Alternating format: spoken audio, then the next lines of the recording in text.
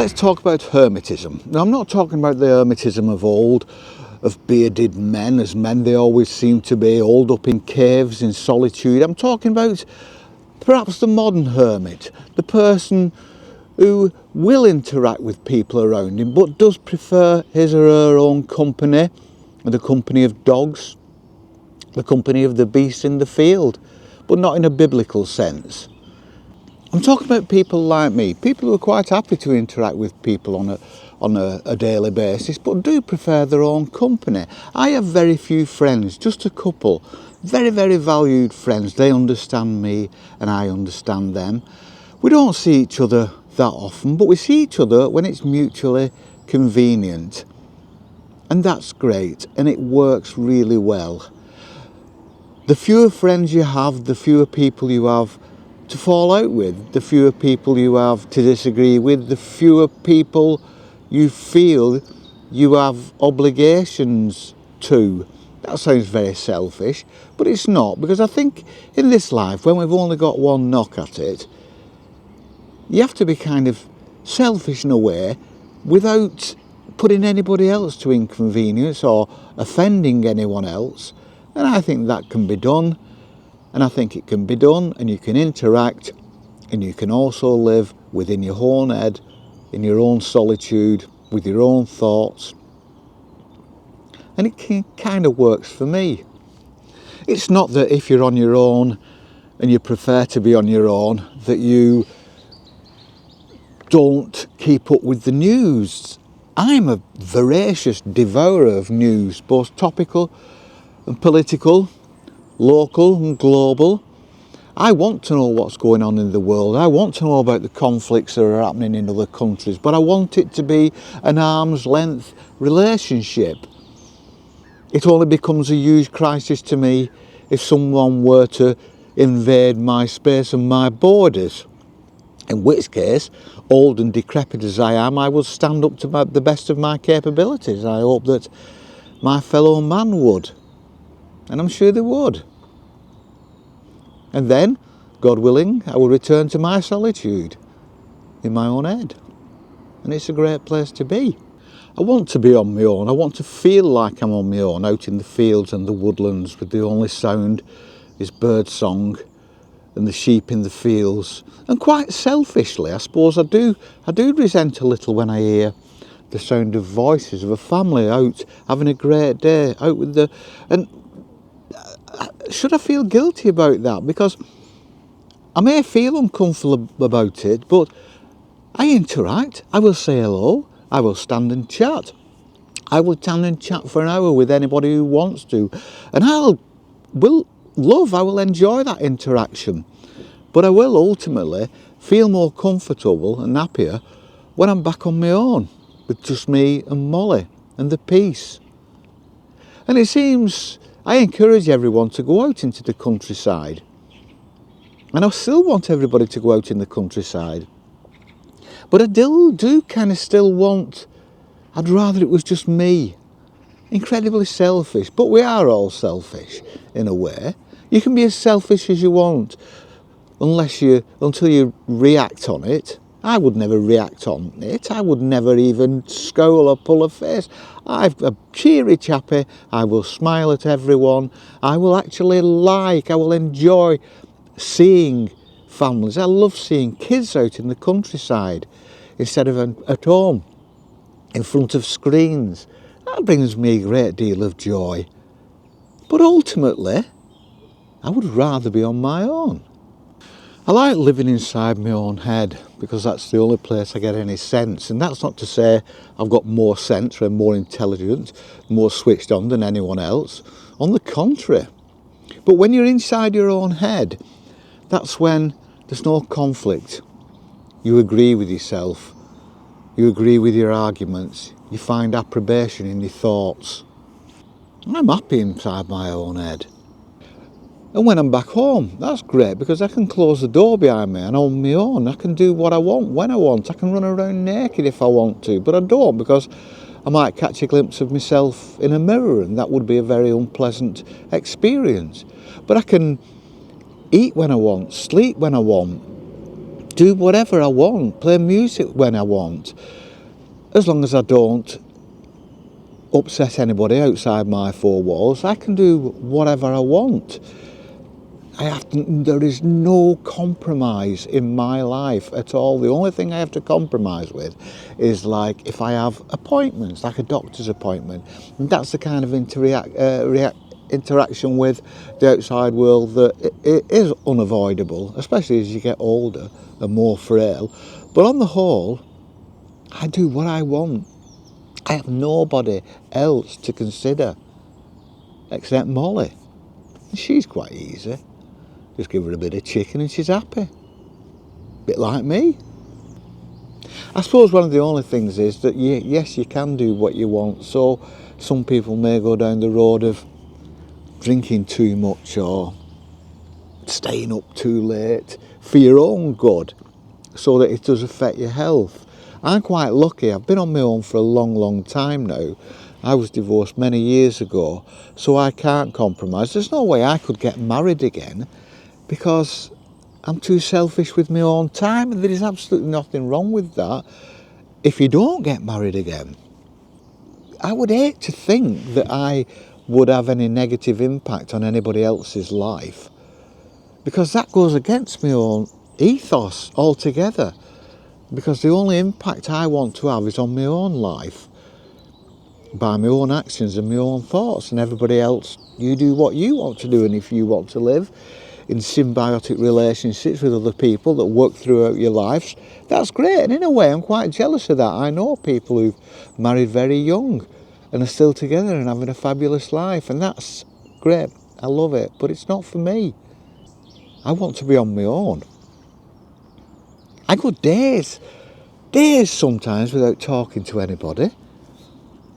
I talk to myself, but I do, and it doesn't affect me and it doesn't bother me, and I quite like it. And a lot of people would find that quite disturbing and quite lonely, but I find it works for me just to not, because I mean, now I can just stop talking and all I can hear is the bird song. I don't know whether it will come across on this recording, but it's beautiful, and that's all I want. And the thing is, this is how I've been all my life. I've been going up into the Lake District since I was very young, and I've always gone on my own, purely and simply because other than my family, who I did it with, nobody else wanted to go. And I have actually met up with people and walked with them, and I've enjoyed the walk. I met a bloke who was wild camping up on the top of a fell once. As I went up, he was just packing his gear up. And we spent the rest of the day in the Langdales. We came down and we had a couple of pints in the Dungeon Gill together. And it was great, but it was a one-off, and I valued it because it was a one-off. I want to be on my own, even if I'm in the remotest place in the world, and that may bring its own dangers or its own inconveniences. It's what I want, and there's no way I can actually get around that, because it's in my DNA, it's in my makeup, what makes us all individuals. And I think that is a beautiful thing about us all, that we're not all the same, that we are vastly different. Some of us are massive party animals, some of us are massive family animals, some of us are like me. I love my family, but I make excuses to not go on family dues and things like that, and I've done it so often now that my family understand, and they can tend to leave me alone. I'm coming up to my 70th birthday shortly, and I know that members of my family are going to want me to celebrate with them. I may do in a limited way, but it's just not something I like, and I really honestly believe that we are on this planet for such a brief amount of time that you shouldn't waste a single second doing something that you don't want to do. So how would you describe the modern day hermit? There are still purists out there living in caves and up poles across the globe, but a hermit was somebody who took themselves out of society and lived on their own. But we usually think about it going back hundreds of years, 1,000 years. When there were lots of documented hermits with lots of influence across the globe, but they were stepping out of a society that was vastly different to ours. They were stepping out of a society where people didn't travel. A lot of people didn't travel outside their own valley. There was no transport. There was only the news they got was probably only in the village or the hamlet where they lived. There was probably no national news and certainly no global news. So the confines were a lot different to ours.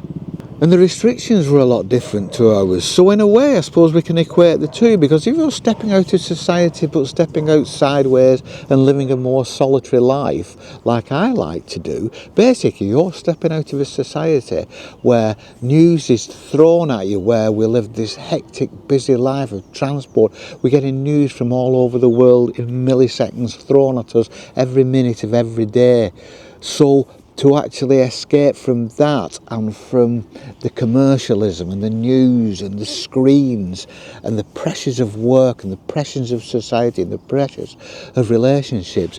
So our stepping aside and living a more solitary life equates probably a lot more to what the hermits of the olden days. They were just stepping aside of a different kind of relationship. So I genuinely do think that you can perhaps call people today stepping aside into a more solitary lifestyle hermits. You've got to call them something, because we need tags and labels for everything and everyone nowadays, don't we? So I'm an hermit. I like to call myself an hermit, just because I like to live that solitary lifestyle. Just like the people of long ago wanted to live that solitary lifestyle. They stepped away from ploughing the fields by hand. We're stepping away from the high pressures of global society and the internet. So the difference between living a hermit life then and living a solitary life or a life away from the society is probably the same kind of jump. You've still got the same kind of pressures to conform and go back. And you have to stand against it and stand and say, oh, I'm okay as I am. I'm not hurting you, I'm not hurting anyone. And I will continue to live like this, and I will continue to live like this for the rest of my life. And I'll be happy to do it. I don't want it any other way. And I think that's one thing that makes me so peaceful and happy, as I've said in all my videos. I think that's one thing that keeps me peaceful and keeps me happy and keeps me at peace in my own mind, in my own self, in my own being. Sometimes I don't speak to anyone for days, except Molly, and that suits me, and there's nothing wrong with that at all, because anybody who criticises you for that is just like me going criticising them for the colour of underwear, or the food they eat, or the music they listen to. That's their business, as is my life is my business, and your life is your business. I've always said, live your life exactly as you want, as long as it doesn't impact, annoy or offend anyone else. Do exactly what you want, wear what you want, sing how you want, behave how you want, as long as it doesn't impact on anyone else. And I think we all do that to a certain extent, and I think we all have an obligation to ourselves to do that. So there you go, that's today's little ramble. Molly and I are out in the countryside again. We're on our own, we've been on our own, and we have met a few people, said hello, past the time of day. But now I'm on my own, and I will choose to be on my own now for the rest of the day. I've got things to do, my choice, and I'll be happy, and we'll come out again later on. And I will hope that I don't see anybody, because I just get so much peace out of quiet and solitude. And if that works for me, and I think it works for my mental health as well, and I think by the very dint of it working for my mental health, it works for my physical health and helps me live as long and as peacefully and as happily as I can. And I hope you do too. See you on the flip. Peace and love.